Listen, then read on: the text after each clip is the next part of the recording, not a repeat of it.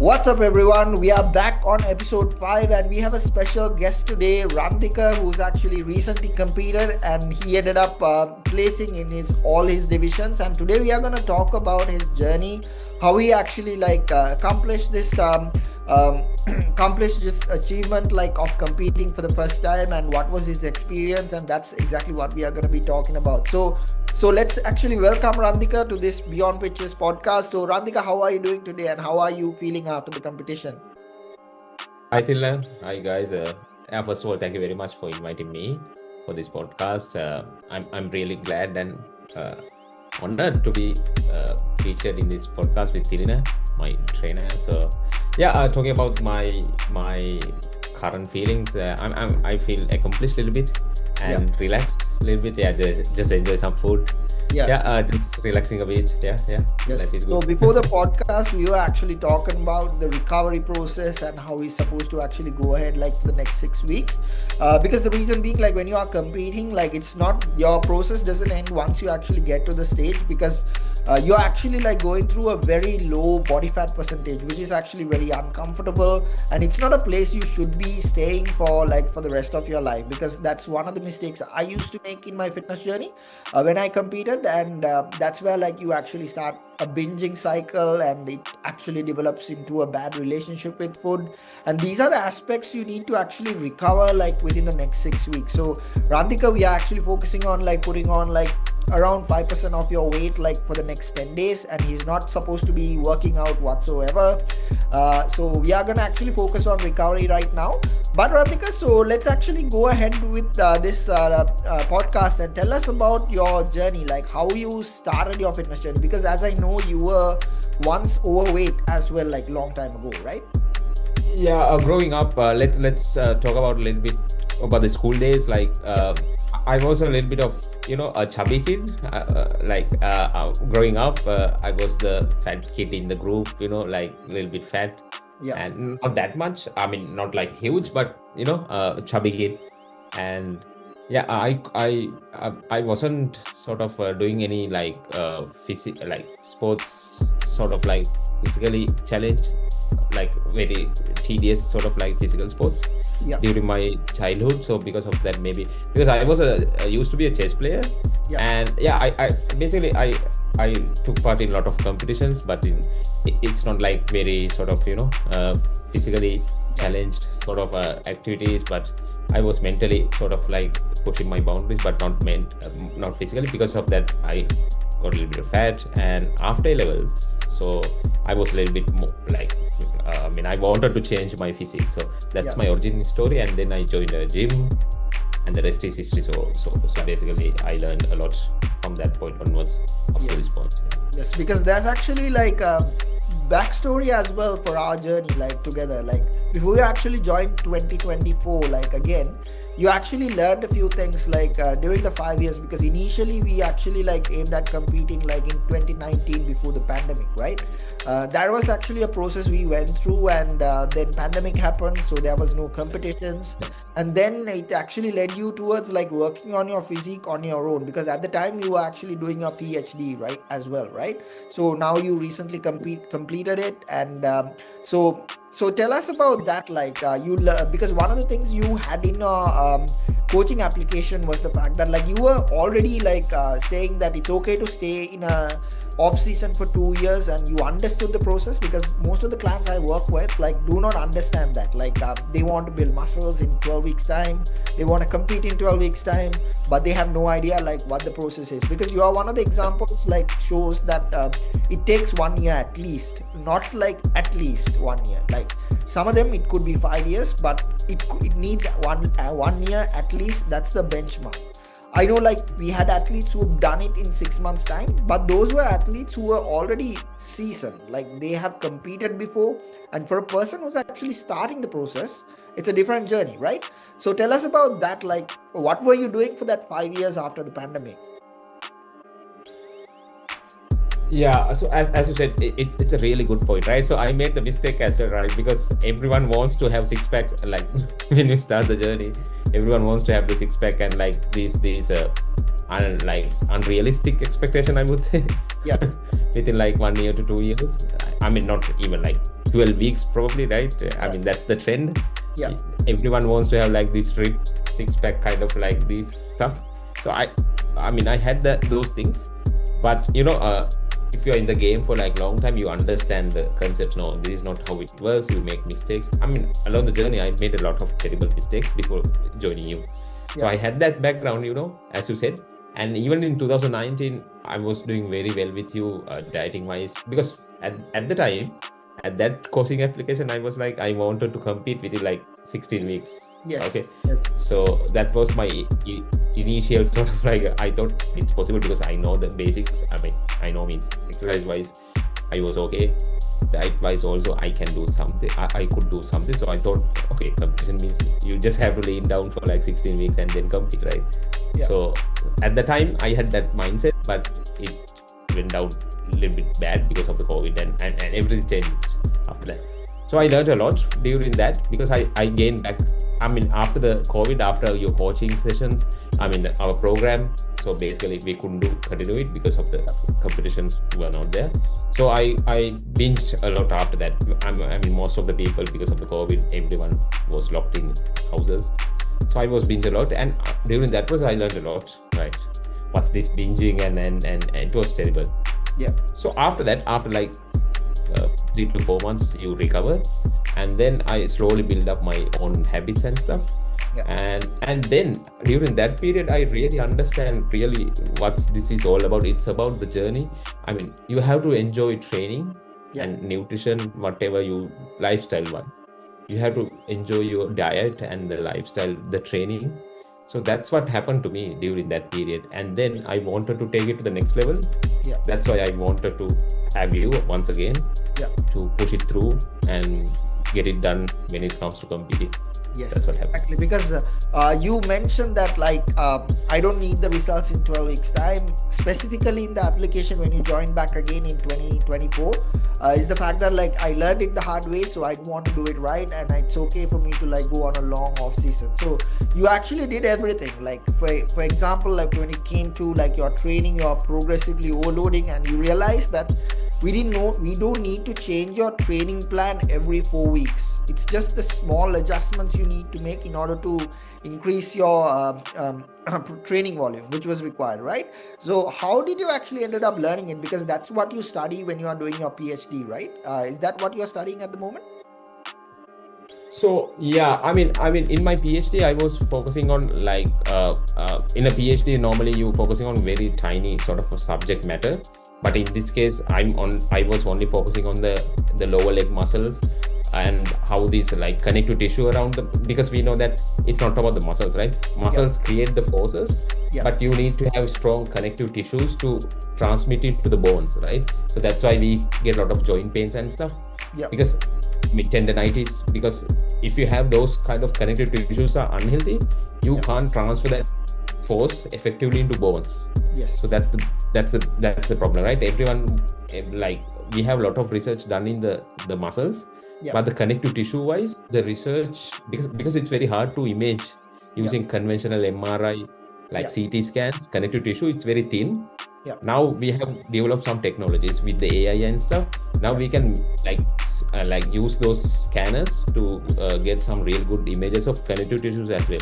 So my prediction is within like next 2 to 3 years, we will have a lot of new knowledge when it comes to connective tissues and how muscles basically work with the connective tissues to transmit those forces into the bones.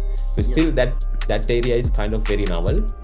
So my PhD is mainly focusing on particularly how these force transmitted, how these connective tissues basically help the bone muscles to basically transmit into the bone. So it's like a little bit of biomechanics kind of stuff I was doing, but definitely it's very very related to our fitness stuff, because everyone wants to know this stuff. So it's a really fascinating stuff. Yes. And you were actually like pretty much like using it for your training as well, like in your fitness journey, and that actually ended up you achieving a lot of things when you actually ended up competing. So tell us about the experience when you were competing, because at the end of the day, like I know you ended up winning a placing in all divisions, but it was not the main purpose of us competing. Like one of the purposes was you getting into the stage and getting into the best condition, because that's something you did on Sunday and Saturday. Because Saturday we had a different division, and Sunday we had the division we were aiming at. Because initially we planned on classic physique, but later down the line, when it came to the last 4 weeks, usually is the timeline where we actually finalize the divisions, where we actually decided we need to do fitness and physique. Because we know like all the athletes who are doing classic physique are like much bigger, and this is not the region for that. So we decided to go on to fitness. And tell us about like your journey with regards to the experience you got competing for the first time. I mean, I mean, I can't express in words, right? So if only the competitors know like the feeling, like because get to that like low body fat levels, it's a different ball game, I would say. Yeah. I mean, only the competitors can relate to that.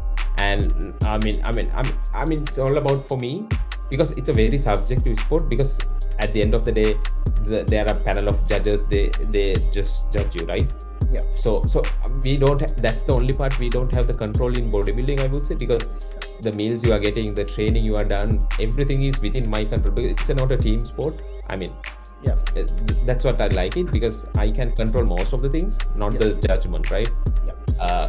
So basically the people who do these sports, I would say they are very process driven. Yeah. So we can't control the judgment, so we can push ourselves and do our best. So that's my mindset anyway. Yeah. I mean, even for you, that's what you told me, right? So I mean, it's the what you can control. Yeah. So basically that's what we did. We had a plan with Tirina, and we executed it. And it's all about mentally pushing through, right? So even it could be a heavy weight, or it could be a diet. So it's all about, mainly in this point, it's all about, for me, it's the mental training mainly. I mean, the things you learn in the gym to apply into like different areas in my life, even in my normal job, and even in relationships, everything. I mean, you have to attach it to different sort of outcome, a bigger one, so that it's the things you do. I mean, for some people, they can't relate to the things we do, right? So I mean, you have to attach it to like a higher purpose, so that it will be easy. Yes. Or onto the journey to execute the plan. Yes, exactly. Because one of the things we actually know as bodybuilders, it's not just about building the body, because we build discipline through it, and with that discipline we actually apply it to other parts of your life. And that's one of the things we master during that. Like that's actually one of the things which actually pushes us forward. So the things we learn, we actually apply to other parts of our lives. That's what makes us great at what we do. So tell us about like the placings you got, like in all the 6 divisions, because you didn't compete like 3-4 divisions. It was actually like 6 shows in 2 days. And how was that experience? Because Saturday we only had 1 show.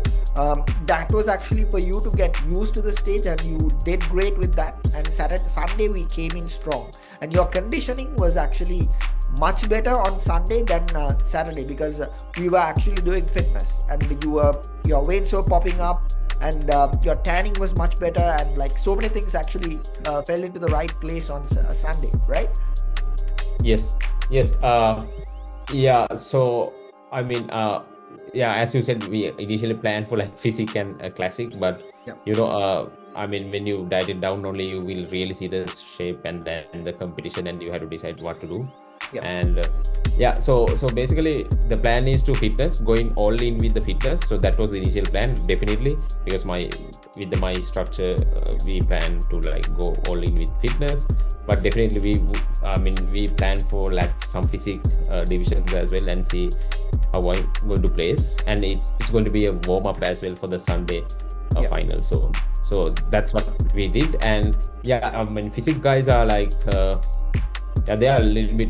I didn't know what to expect because this is my first one, and I didn't know like Australian conditions and like the competitors, and I had no sort of a clue. I just went with the free mindset. Yeah. And free mindset, and it was a really good experience. Now I have a baseline, right? So now I know what to expect. Now I have a reference point, so now I can work on my the weak points and strong points, and what to expect as the top tier sort of like standards. Yeah. So now I have a really good understanding. I mean, definitely we took a really good decision. Like fitness wise, I'm very much competitive. Yes. So yeah, I think moving forward, I would love to work on my fitness category a lot more. Yeah. And yeah, just dial down a little bit of things. Yeah. And I mean the feedback, it's not about the competition, but it's always better to compare yourself with others and get some really good instant feedback so that I can work on my weak points and see whether the process we are doing is correct or not, right? Yes. Whether it's like standard wise, the journey we are following is the direction is correct or not. So probably that's the biggest thing we are getting from the competing. Otherwise you don't get that. Yes. So I'm really glad that we did it.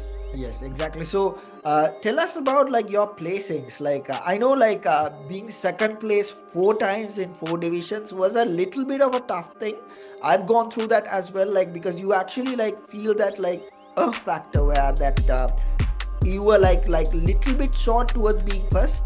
You missed it 4 times, but like that's something you accept because at the end of the day, like you being second place is also an achievement. So how did that feeling go? Like how did you actually digest that? Like you mentioned that you were really close in all the divisions and you were like really close to standing in the middle, but you ended up being second. But second place is actually also a massive achievement. Like coming from where you actually came from, like because most of the athletes who actually competed were actually already seasoned and you were up against them. And also in men's physique, you ended up placing, which was not something we expected, but you actually ended up placing in the top 5. So how did that feeling get to you? Like how did you like digest that?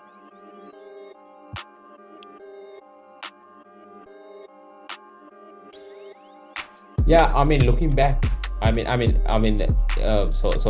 at the time, I was expecting like when I get like two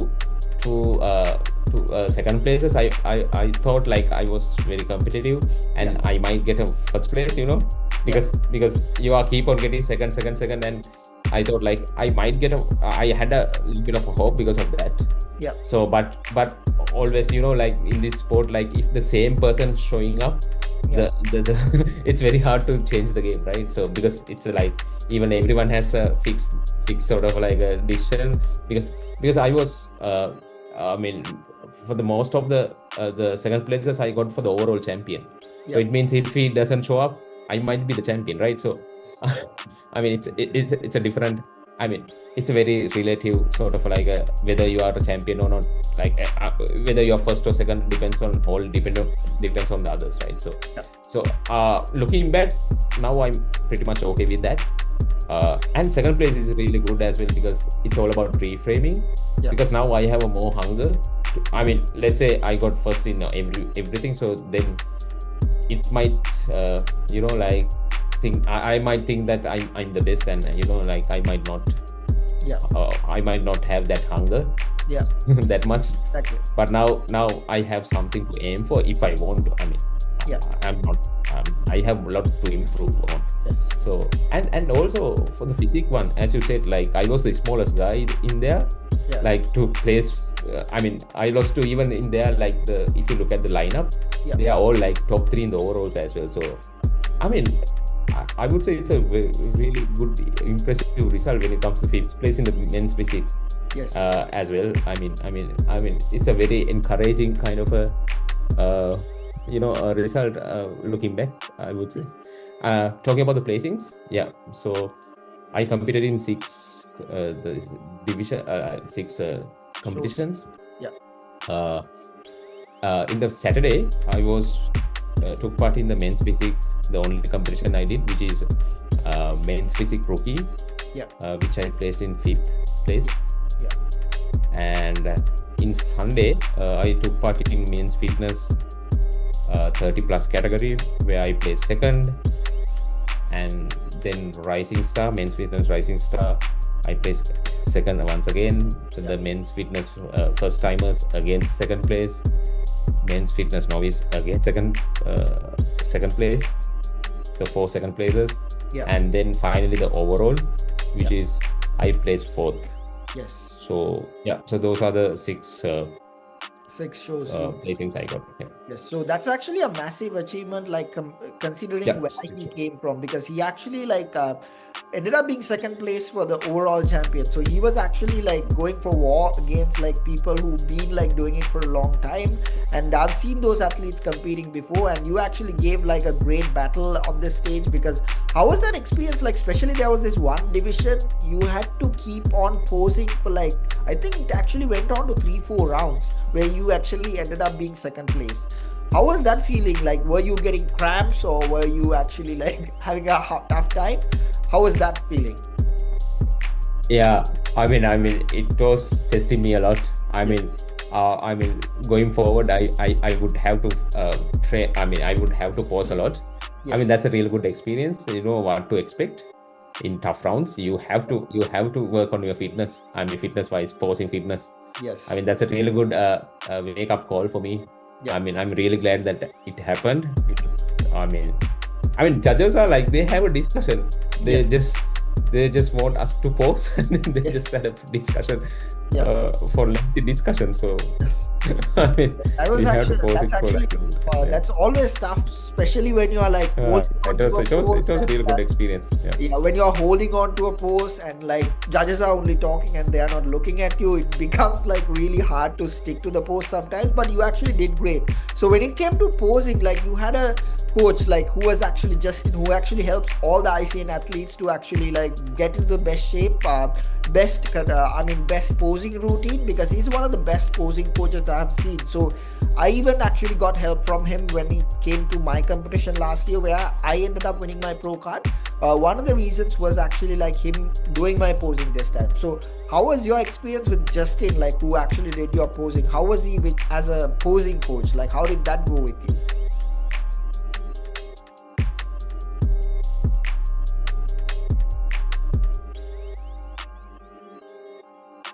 Yeah, we have to thank. I have to thank Justin for sure, because he's the one apart from you.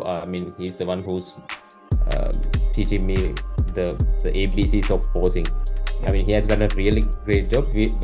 Starting out I had no clue how to pose and stuff. He was really patient, and he has this. He has different ways to teach you. He's a really good teacher. Yeah. He has multiple ways to if you don't pick it up, he has a lot of ways to explain. So that's a really good sign of a good teacher. It's not about only one way, because he has done it for several times. He's an expert, I would say. He's an asset to Sri Lankan national community, I would say, competitors. Yes. The wealth of knowledge he has. Yeah. Unmatchable. I would say he's a very patient and very kind as well. So he's very chilled out guy, and really easy to work with. And shout out to Justin if you're listening. Yeah, definitely. You need thank to you very much. Shout out to Justin, because reason being when we actually built ICN Sri Lanka in 2019-2018 period, we actually decided we need to have resources from our end. So one of the best resources we got was actually Justin, because his posing, his capability to pose, initially when he actually started posing, he actually went on to win competitions, not because of his condition. He went on to win competitions because of his posing, because he actually does the dance. So that's actually one of the things. So big shout out, Justin. So tell us about your experience working with us as a coaching, with your coaching. What did you see as a difference when it came to coaching? How did that help you get into the best condition when you competed? Yeah, I already had massive respect for the team Empire, because I was following you guys for a long time. Especially you, because I wanted to have a coach where he practices what he preaches, because Yeah. there are a lot of fitness coaches where they start as competitors, but like now they are not living that lifestyle. But you are someone who's like regularly compete, you learn a lot every day, and you share it with the community, and you are living the lifestyle what I want to live as well. So that's a biggest indicator for me to like selecting a coach. The coach should be active person as well, right? So it's not about your past glory. Yeah. That's one of the biggest indicators for me as a coach to select a coach. If someone is selecting a coach, I would recommend to look at the coach's lifestyle as well, right? So that's where you come in handy, I would say, because you are living this, and there's no doubt you are one of the top the coaches out there, especially for our community. Yes. Even in Australian community, to get a lot of help out of. The experience you have in this sport is massive. So there's no doubt. I would encourage anyone, if you want to, not only like for the competitive sort of the endeavors, but even for lifestyle work. Till and the team is a very I would say overqualified for the work. So there's no doubt. Talking about me, of course, my plan was to like do a competition. So definitely, Thiel has a lot of knowledge. So he know how to lead down athletes. Get them to train that much of lean stage conditions, and that's what I learned a lot from you guys, especially with you, how you approach.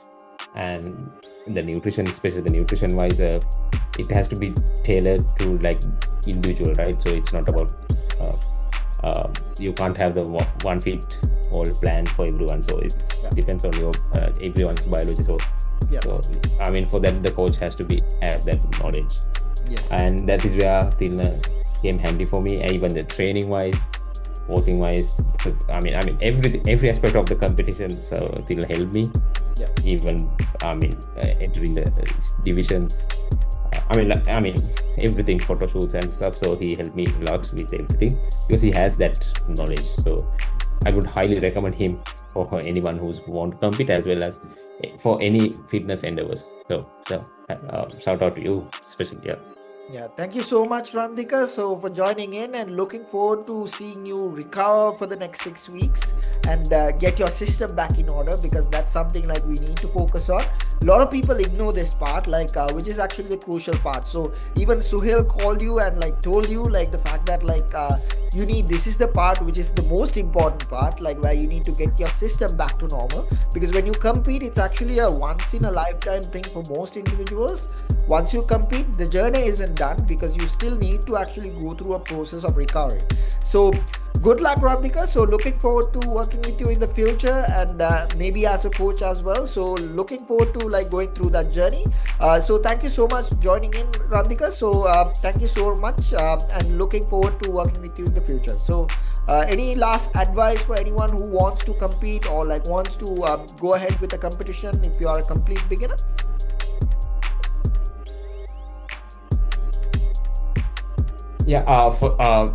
Sorry, Thiel, I would love to give a shout out to Suhail as well.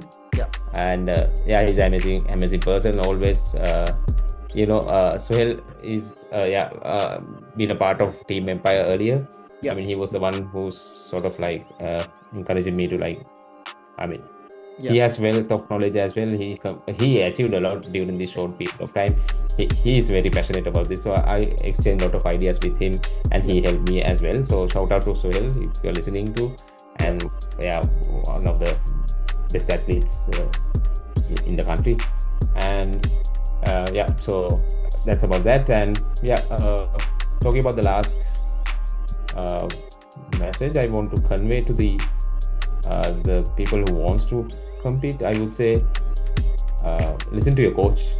Yeah. Listen to your coach means like, because he has seen a lot, right? He has seen a lot. So if you want to compete, definitely it's very possible, but don't rush the process. I would say talk to coach and ask to the honest opinion. whether I'll be competitive in the stage, first of all. If you're not, because it's not about the competing, it's about definitely you have to love the training, right? You have to love the lifestyle, first of all.